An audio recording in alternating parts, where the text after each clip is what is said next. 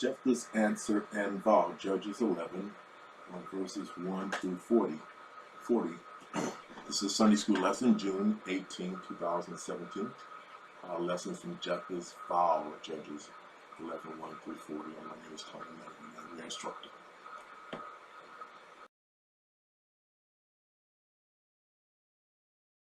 So the author, date of the writing, the book of Judges, does not specify the name of this author. Tradition is that the prophet Samuel was the author of Judges. Internal evidence indicates that the author of Judges lived shortly after the period of the book of Judges, or the period of the Judges, so Samuel fits that qualification.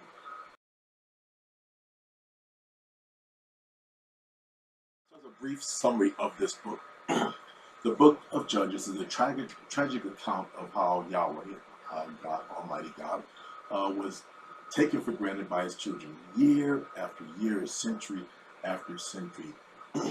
Judges is a sad contrast to the book of Joshua, which chronicles a blessing God bestowed on the Israelites for their obedience in conquering the land.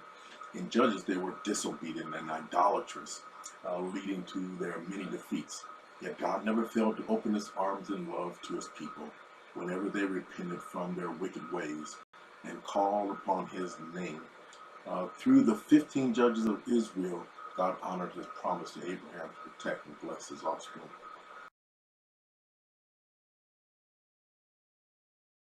God is extremely upset with this people, as we'll see in the text, and as we see in this whole book of Judges, that is a constant cycle.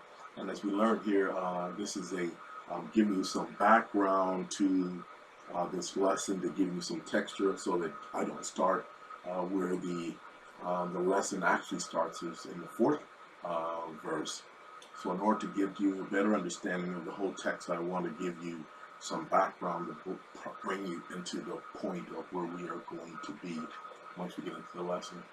So we go into chapter 2, verse 11, when the Israelites did evil in the sight of the Lord and worshiped and served the Baals, who were the gods of the land of the folks that they were supposed to conquer. They abandoned the Lord and the God of their fathers, who brought them out of the land of Egypt, and they followed the gods from the gods of the people who were around them. And they bowed down to them and offended and provoked and angered the Lord, so that they abandoned the Lord and served the Baals, the pagan gods of the Canaanites and the Ashtaroths. So the anger of the Lord burned against Israel, and they gave them into the hands of the power of plunderers who robbed them, and he sold them into the hands of their surrounding enemies, so that they could no longer stand in opposition before their enemies. And wherever they went, the hand of the Lord was against them for evil and misfortune. And as the Lord has spoken, and as the Lord has sworn to them, so that they were severely distressed. God is judging these folks. Again, these are his folks. These are his people. God decides to send them judges, and we learned the lesson I taught 2 weeks ago, that we began this series of judges with Othniel, who was the brother of Caleb, who defeated the king of Mesopotamia, and he actually ruled for 40 years. He actually married the daughter of Caleb as well. Then we go to Ehud, who is a left-handed judge, and we know the story about him, how he had this fight with Eglon, and he had this sword taped to his side, and when he fought against the king, he stabbed him with the sword, and the sword went into his flesh, and it was consumed by his fatness. And then there was Shamgar, and then there was Deborah, which was the last lesson that I taught in Judges, the 4th chapter. And we know that this woman Jael killed Sisera with a tent peg, where she pounded it into his temple and then drove it into the ground. Barak should have gotten the credit for the victory, but because he was not accepting and believing the power of Almighty God, that he gave the credit for the defeating the captain and defeating the enemy. to this woman, Jael. Then we went to Tola, and then Gideon was last time, Jair, and now we're with Jephthah. And Jephthah here is now, we know this story about this vow that he makes. And that is going to be a subject part of what we are going to discuss as we transgress through the rest of this lesson. Our lesson today, Gideon has just died. And again, these are weak and foolish people. The kingdom gods or sexual gods or fertility gods in nature. So these folks are made of flesh. And because they're made of flesh, they go after the flesh. And Almighty God is a second, third, fourth, 15th chance God.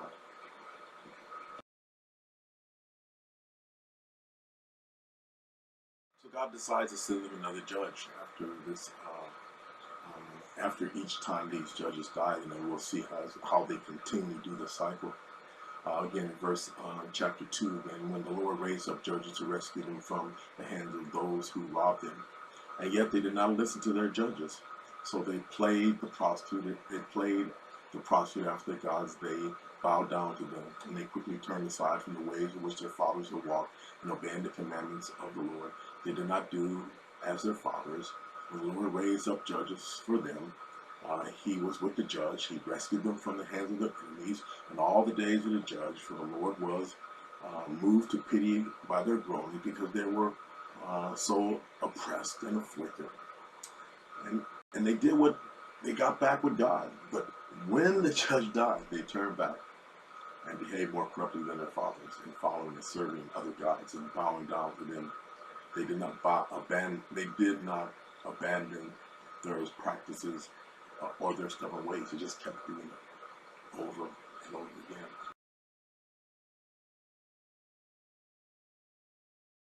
The cycle that they are doing, and I shared this actual cell in the last lesson I taught, that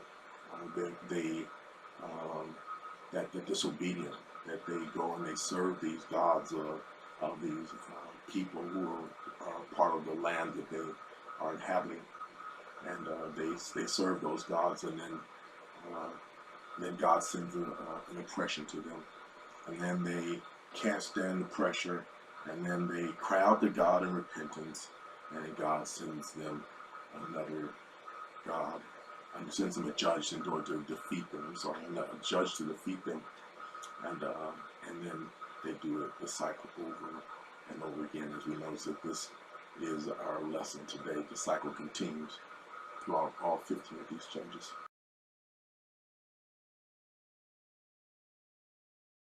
So our lesson starts in chapter 11.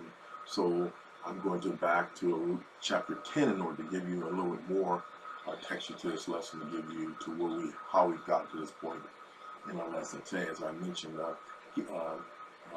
Gideon has died now, but let's go into chapter 10, verses 6, and we'll go into chapter 6 through verses 6 through 11. So Israel, the Israelites again did evil in the sight of the Lord. They served the Baals, the Asheroth, the female deities, the gods of Aram, the Syrians, the gods of Sidon, the gods of Moab, the gods of the Ammonites, the gods of the Philistines, and they abandoned the Lord and did not serve him. Now, in the other text site, in the other gods that they followed after the Baals, significant here, they followed 7 different gods, not 2, 7 different gods. So the anger of the Lord was kindled against Israel, and he sold them into the hands of the Philistines and Ammonites. And they oppressed and crushed Israel for that year. And for 18 years they oppressed the Israelites who were beyond the Jordan, in the land of the Amorites, which is in Gilead. And Ammonites crossed the Jordan to fight against Judah, Benjamin, and the house of Ephraim. So Israel was greatly distressed. Verse 10, and when Israel cried out to the Lord for help, saying, we have sinned against you, because we have abandoned and rejected our gods, and have served the Baals. The Lord said unto the Israelites, did I not rescue you from the Egyptians, from the Amorites, from the Ammonites, and the Philistines, and also the Sidonians and the Amalekites and the Ammonites, oppressed and crushed you, and you cried out to me, and I rescued you from their hands. Yet you have abandoned, you've rejected, and served the other gods. Therefore, I'm no longer going to rescue you. God is really ticked at this point. And then he says something which is really wild in verse 14. He says, go cry out to the gods you have chosen. Let them rescue you in your time of distress. It's like the guy who gets arrested and he calls his wife and said, hey, can you come get me out? No, you go tell your side chick to come get you. That's this whole tone that, yeah, you're chasing after other folks, and now when you get into trouble, then now you want to come back to me. God says, go cry out to the other gods you have chosen. Let them rescue you in your time of distress. And the Israelites said unto the Lord, we have sinned. Do with us whatever you seem good to do. Only please rescue us this day.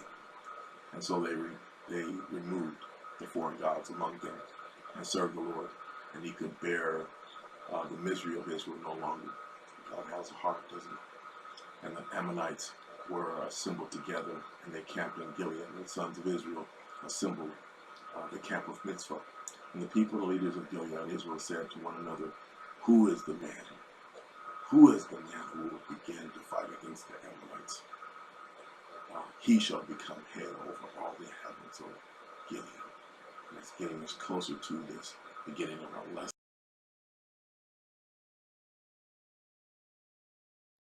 Who is this guy? Gilead, that man. Who is this guy? Jephthah. Jephthah is a Gileadite, born for prosperity, half Jew. Though a mighty warrior, he was driven away from his family as an adult because he was considered an illegitimate child.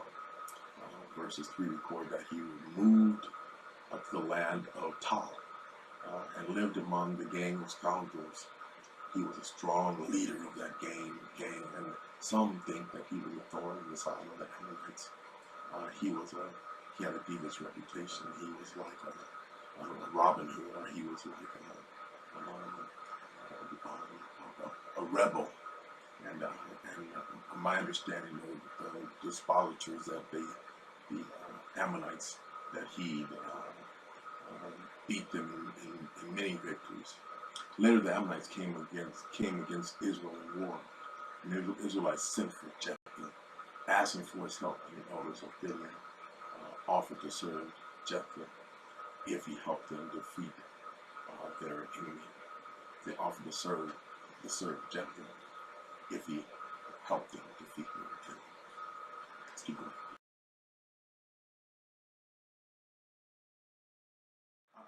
I've thrown this slide in parenthetically because when I read the text, sometimes you read the text and it's a bit confusing. And this word Gilead, Gilead is a person in this story. Gilead, according to the book of Numbers, the son of Mashir, and hence the grandson of Manasseh. Gilead also is a place. Gilead is a mountainous region east of the Jordan, divided among the tribes of Gad and Manasseh, and seated in the modern-day Jordan. If you look at the map, the white line in the center is the Jordan, and then you see Manasseh and Gad, and there's a mountainous region in between there, and that's where Gilead was positioned. This is a map of the promised land that God had promised the Israelites.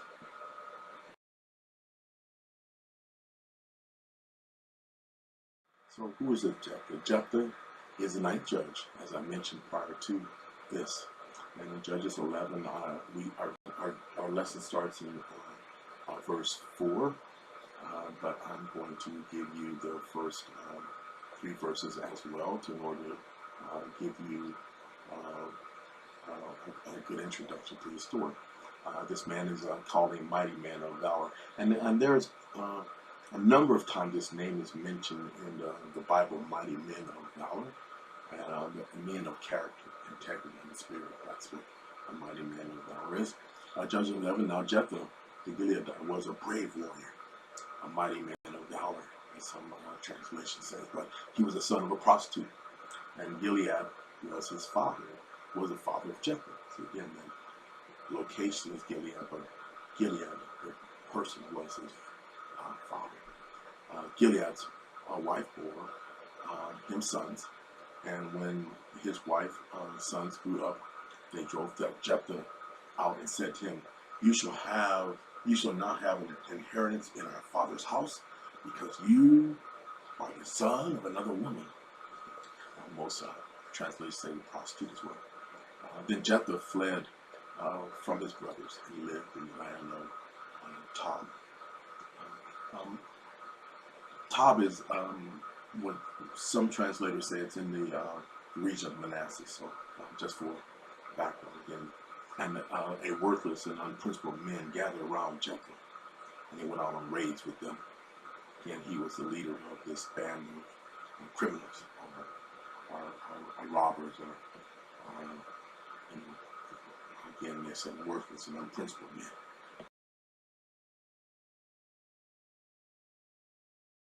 To our quarterly lesson begins in verse 4, according to the quarterly. And it came to pass in the process of time that the children of Ammon made war against Israel. And I purposely extracted the first verse because that's the point that I want to amplify here. That that the children of Ammon made war with Israel.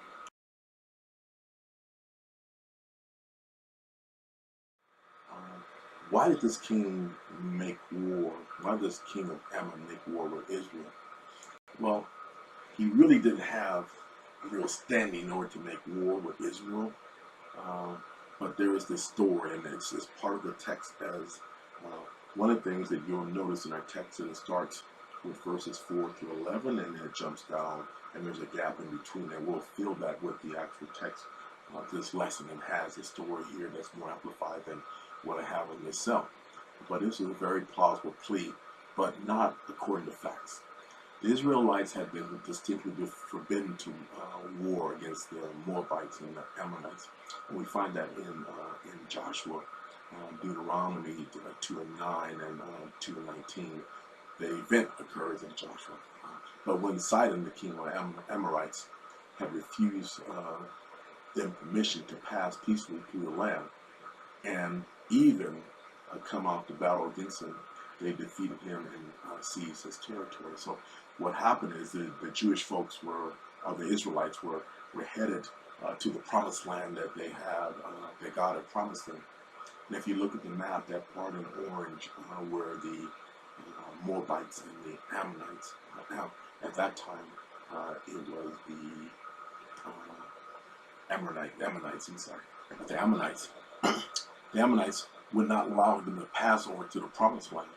So they came out to war against Israel, and Almighty God caused the Moabites and the Ammonites to lose in battle, and that land that they got, they seized it in that battle, and thus this now king wants to make war against Israel.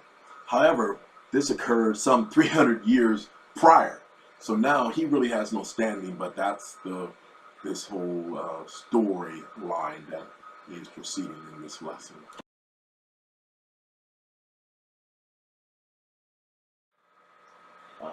In Judges chapter 11, verses 5 through 11.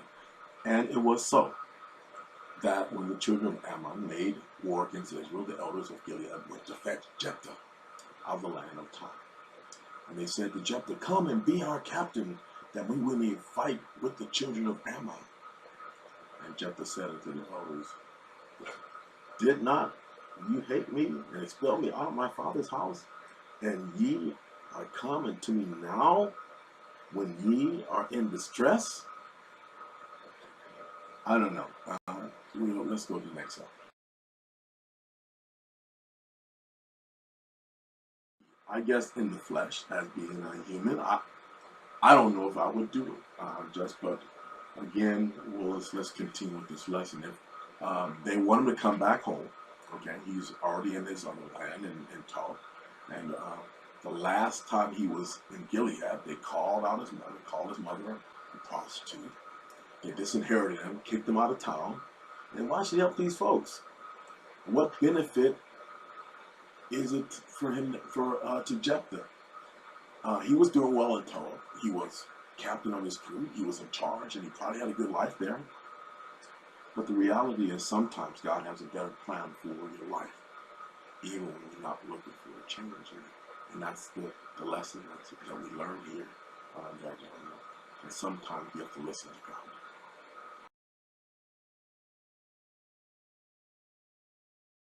Judges chapter 11, verses 8 through 10. And the elders of Gilead said to Jephthah, therefore we turn again to thee now, that thou mayest go with us, and fight against the children of Ammon, and be head over all the inhabitants of Gilead.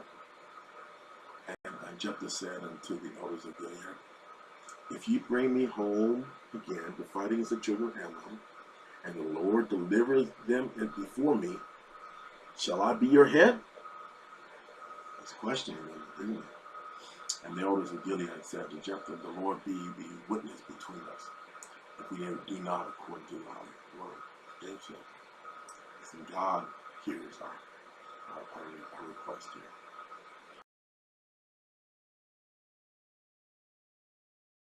Chapter 11, verse 11.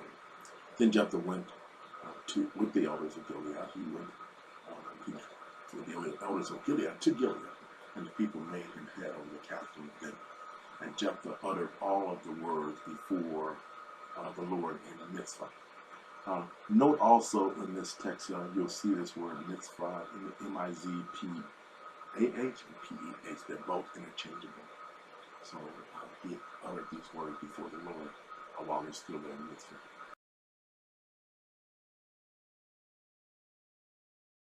So chapter 11, verse 11, commentary, verses 10 and 11. The elders of Israel said to Jephthah, the Lord be witness between us. Their offering being accompanied by the most solemn oath. Jephthah made the acceptance of the mission and his willingness to accompany him back to Gilead. But to make assurance doubly sure, he took care of the pledge given by his deputies in Tob, which should be ratified by the General Assembly in Mitzvah.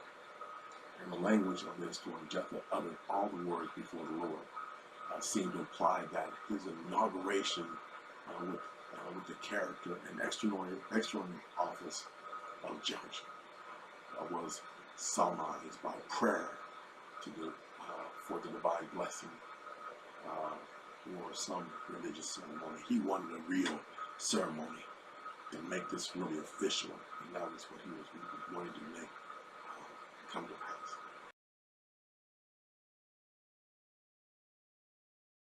So this lesson, it ends in verse 11, and then we jump to verse 29. So what I would like to do, and what I plan to do here is to give you from the Bible experience those texts that are missing from this lesson. So listen. So Jephthah went with the elders of Gilead, and the people made him head and commander over them. And he repeated all his words before the Lord in Mizpah. Then Jephthah sent messengers to the Ammonite king with the question, what do you have against me, that you have attacked my country? The king of the Ammonites answered Jephthah's messengers, when Israel came up out of Egypt, they took away my land from the Arnon to the Jabbok, all the way to the Jordan. Now give it back peacefully. Jephthah sent back messengers to the Ammonite king, saying, this is what Jephthah says. Israel did not take the land of Moab, or the land of the Ammonites. But when they came up out of Egypt, Israel went through the wilderness to the Red Sea and on to Kadesh. Then Israel sent messengers to the king of Edom, saying, give us permission to go through your country. But the king of Edom would not listen. They sent also to the king of Moab, and he refused. So Israel stayed at Kadesh. Next they traveled through the wilderness, skirted the lands of Edom and Moab, passed along the eastern side of the country of Moab, and camped on the other side of the Arnon. They did not enter the territory of Moab, for the Arnon was its border. Then Israel sent messengers to Sihon, king of the Amorites, who ruled in Heshbon, and said to him, let us pass through your country to our own place. Sihon, however, did not trust Israel to pass through his territory. He mustered all his army and encamped at Jephthah'S and fought with Israel. Then the Lord, the God of Israel, gave Sihon and his whole army into Israel's hands, and they defeated them. Israel took over all the land of the Amorites who lived in that country, capturing all of it from the Arnon to the Jabbok, and from the desert to the Jordan. Now since the Lord, the God of Israel, has driven the Amorites out before his people Israel, what right have you to take it over? Will you not take what your God Chemosh gives you? Likewise, whatever the Lord our God has given us, we will possess. Are you any better than Balak, son of Zippor, king of Moab? Did he ever quarrel with Israel or fight with them? For 300 years, Israel occupied Heshbon, Aurora, the surrounding settlements, and all the towns along the Arnon. Why didn't you retake them during that time? I have not wronged you, but you are doing me wrong by waging war against me. Let the Lord, the judge, decide the dispute this day between the Israelites and the Ammonites. The king of Ammon, however, paid no attention to the message Jephthah sent him. Then the Spirit of the Lord came on Jephthah. He crossed Gilead and Manasseh, passed through Mizpah of Gilead, and from there he advanced against the Ammonites, and Jephthah made a vow to the Lord. If you give the Ammonites into my hands, whatever comes out of the door of my house to meet me when I return in triumph from the Ammonites will be the Lord's, and I will sacrifice it as a burnt offering. Then Jephthah went over to fight the Ammonites, and the Lord gave them into his hands. He devastated 20 towns from Aurora to the vicinity of Memphis, as far as Abel-Keramah. Thus Israel subdued Ammon. When Jephthah returned to his home in Mizpah, who should come out to meet him but his daughter, dancing to the sound of timbrels? She was an only child. Except for her, he had neither son nor daughter. When he saw her, he tore his clothes and cried, "No, my daughter! You have brought me down. I am devastated. I have made a vow to the Lord that I cannot break." My father, She replied, you have given your word to the Lord. Do to me, just as you promised. Now that the Lord has avenged you of your enemies, the Ammonites, but grant me this one request. she said, Give me 2 months to roam the hills and weep with my friends, because I will never marry. "You may go," he said, and he let her go for 2 months. She and her friends went into the hills and wept because she would never marry. After the 2 months, she returned to her father, and he did to her as he had done.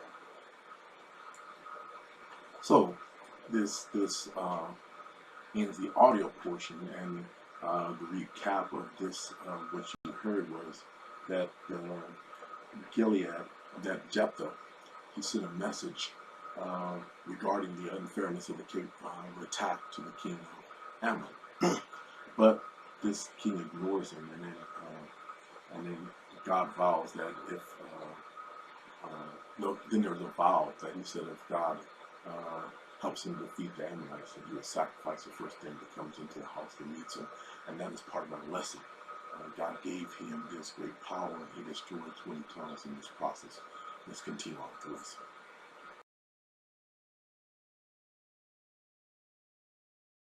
So, the commentary for those, the bulk of those texts that I just gave you, I gave you to listen. Chapter 11, verses 13 to 27, commentary. The king of Ammon, because Israel took away my right to advance by the Amorite monarch to the lands which the Israelites were occupying. Jephthah's reply was clear, decisive, and unanswerable. The king decided not to answer. Number one, first, those lands were not in possession of Amorites when this countryman got them. They had been acquired by the right of conquest from the Amorites. Not Ammonites, the Amorites. That's what I said. It happened 300 years prior. Secondly, Israel had now, by a lapse of 300 years of undisputed possession established by the receptive right of occupation that that God gave them the land and the battle. And thirdly, receiving the grant of it from the Lord. His people were entitled to maintain their right on the same principle that guided the Ammonites in receiving from their God Shemesh the territories that they occupied when they won in battle. They had the same right. This diplomatic statement, so admirable and for the clearness and the force of his arguments. Jephthah was very clear in his argument, concluded with a solemn appeal to God to maintain by the issue of the events and cause of right and justice. And this is the commentary.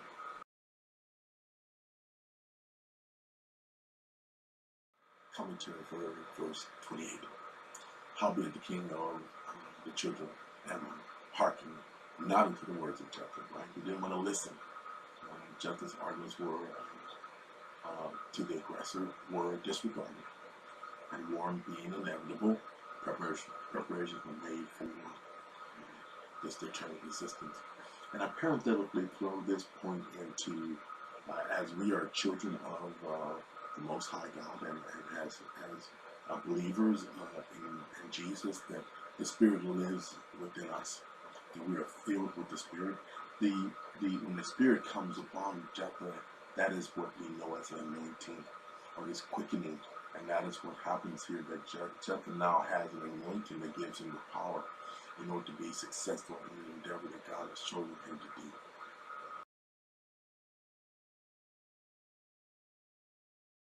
So Jephthah made this vow, and verses 30 through 31, Jephthah made a vow to the Lord, if you will indeed deliver the people of Ammon into my hands, then it will be that whatever comes out of the doors of my house will meet me. I will return in peace with the people of Ammon. Surely the Lord shall surely be the Lord's, and I'll offer it up as a burnt offering. And there his daughter comes out. She is that whatever that came out. And obviously it was not what he expected.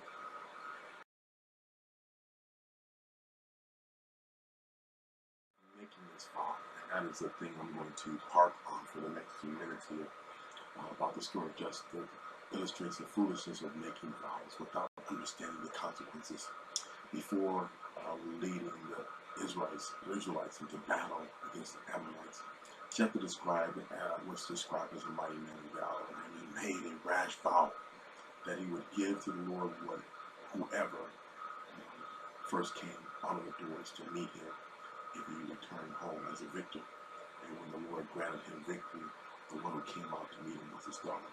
And Jephthah remembered his vow, and he offered her to the Lord. This verse 29 through 40. What this text shows us the foolishness of making rash vows. We're going to park on this for a bit.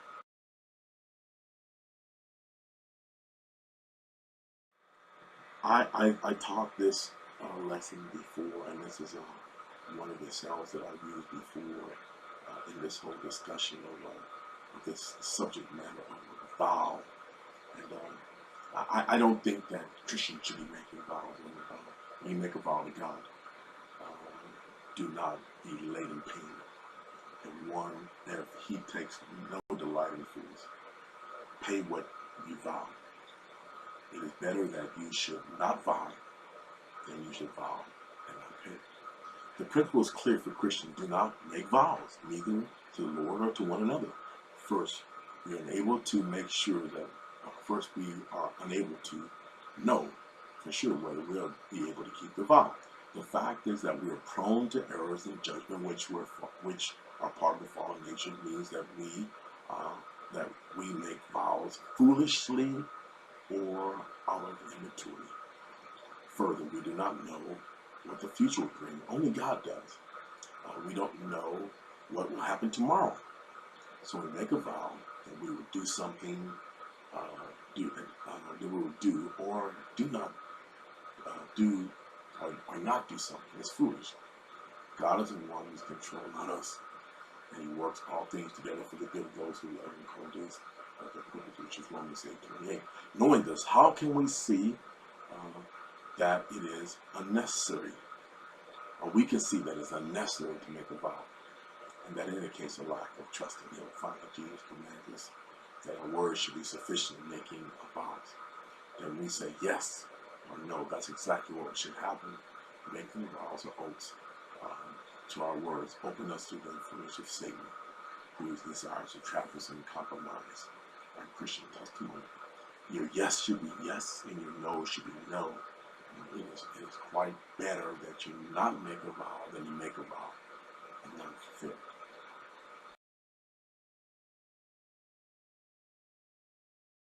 So, it was to be a real sacrifice.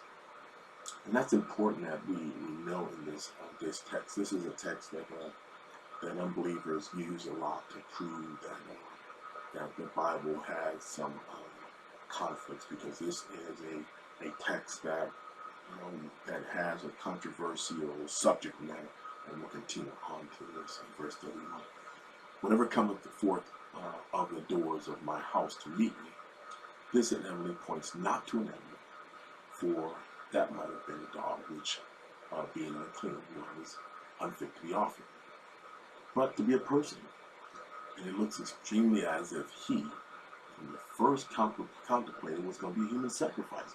The Jephthah knew this was going to be a human sacrifice.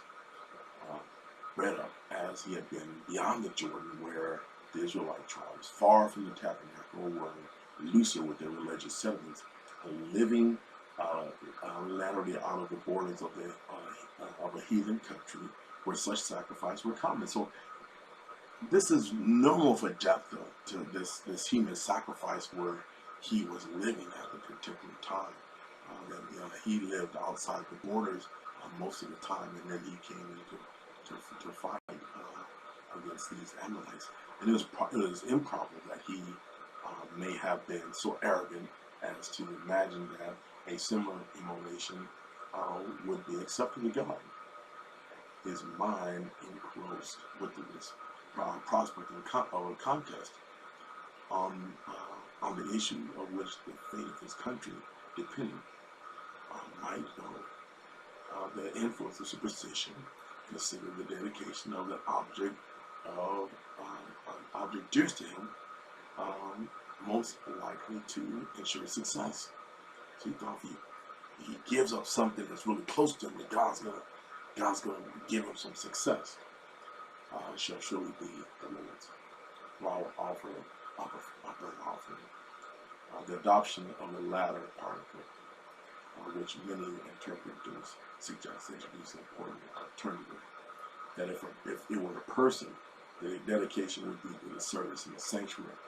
And if it was a proper animal or a thing, that it would be offered on the altar. Unfortunately, this text is quite clear, and we'll see in a second that it was not offered as a service in the sanctuary.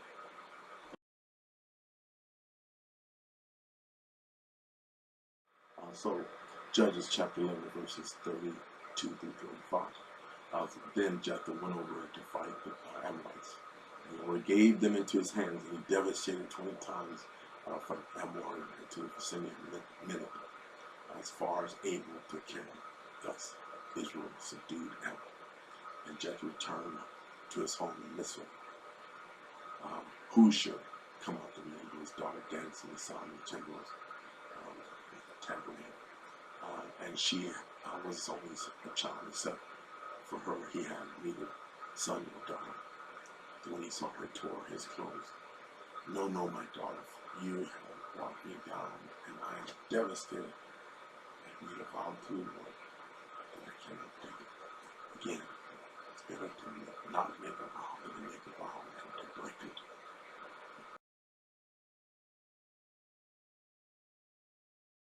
So, was she sacrificed? So, Bible scholars may disagree. Non-believers are puzzled. Because how could God allow for a human sacrifice? That's not right. And they want to go back to some text in the Old Testament about the human sacrifices were not to be made. They'll go back to the whole concept of Abraham and Isaac, that he was going to, but God told him to go, and God, Abraham was ready to do this, but again, the text is the text. So let's look at verse 39. And what I've done here is given it to you in 3 different translations, so we will look at the text. And it came to pass at the end of 2 months that she returned to the father, who did with her according to his vow, which he had vowed. And she had knew no man, and it was a custom of Israel. That's in the King James. Verse 39 in the NIV. After 2 months she returned to her father, and he did to her as he had vowed. And she was a virgin. And verse 39 in the Amplified. At the end of 2 months she returned to her father, who did to her as he had vowed. And she had relations with him, and it became a custom in Israel that the daughters of Israel went on to tell the story of the daughters of Jephthah, the daughter of Jephthah, the Gilead, 4 days in the year. The text says that he did as he had vowed.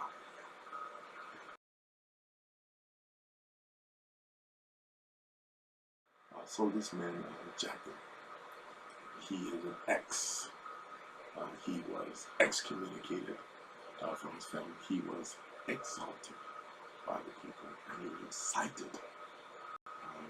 And that his excitement when he can do making other lives vow. These are the exes of Jephthah.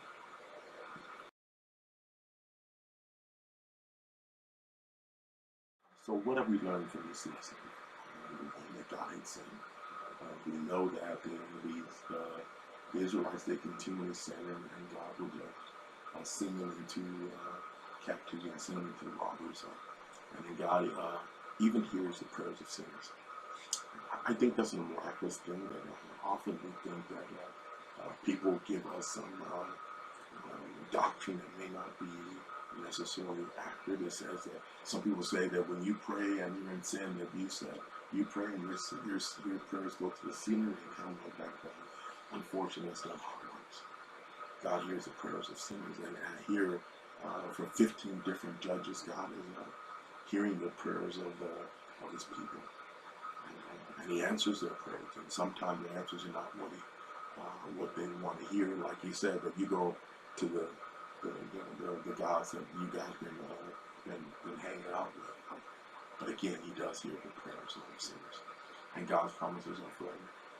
He made that promise to Abraham, and even to this day, that we're still fulfilling the promise of Abraham. God does use imperfect people. And we know that throughout the Bible, throughout time. That, even Isaiah, he says, "I'm an unclean man with unclean lips and living among unclean folks." God uses imperfect people. God was created a family. Sometimes you have to go around your family in order to still do what God has for you to do. Whether it's a mother, father, wife, or child, or whatever, that God's more important than family. Family's important, but God is important as well. That the Holy Spirit is not discriminated.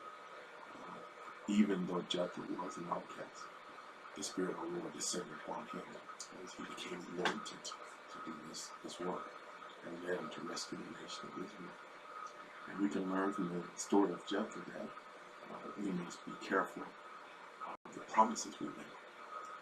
We can say some harsh things when we do not think about them or pray about them. I think the lesson learned by Jephthah is we can do all things through Christ who strengthens us. That all things work together for the good of those who love the Lord, called according to his purpose. That we recognize who we are as children of the Most High God. That we have power in order to be able to do all things But we have also this communication that we have with Almighty God, that we ask anything according to His will, but He hears us and He will give us the desire of our heart. We have to think about the Word and stand on the Word and not just make rash promises.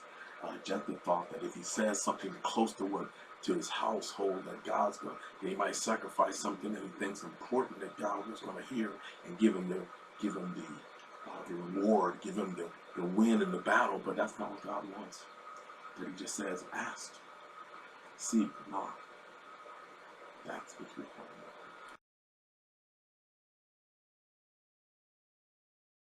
What else have we learned from this lesson? It's better to say nothing than to make a promise and not keep it. Yes, be willing to make bold declarations of faith. Yes, we should do that. We should make bold declarations of faith, believe and stand on what God has told us to do not make rash vows that we cannot keep. We can learn from the story that God is both just and merciful. God did not allow Jephthah to take back his vow just because there were undesirable consequences. Our God is God of justice. Because He also did not make Jephthah burn his daughter. Nor did He. God is merciful to us. Three things from the story in the book of Judges 11, that God's Holy Spirit does not pick or choose upon who to move, that we are all capable of being used by God. We must be careful not to make rash commitments that we cannot keep. That even when we do make bad decisions, our God is both just and merciful. Make your yeses yes. Make your no's no. And do not make vows until you will. Sometimes God has a better plan for our life. Even when we're not looking for a change. That's a good thing to know, that we must be open to God speaking to us, that sometimes He's having us to change our life patterns and our life paths and our journey. The arc of our life changes because we've accepted what He's called us to do, and it may not be what we're thinking, and it may not be the way that we think that it should be, but God is in charge. If we allow Him to take control and drive our life and guide us through the path of our lives, that He's a better driver than we are, no doubt.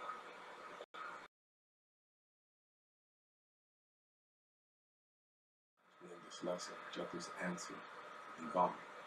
Judges 11, 1-4, the lessons from Jephthah's vow. God, only God can turn a mess into a message, and into a message only God can turn a mess into a message, a test into a testimony, a trial into a triumph, and a victory into a victory. That is a great lesson that we learn. Those are the words that we can frame this lesson for. That is our Sunday school lesson this morning.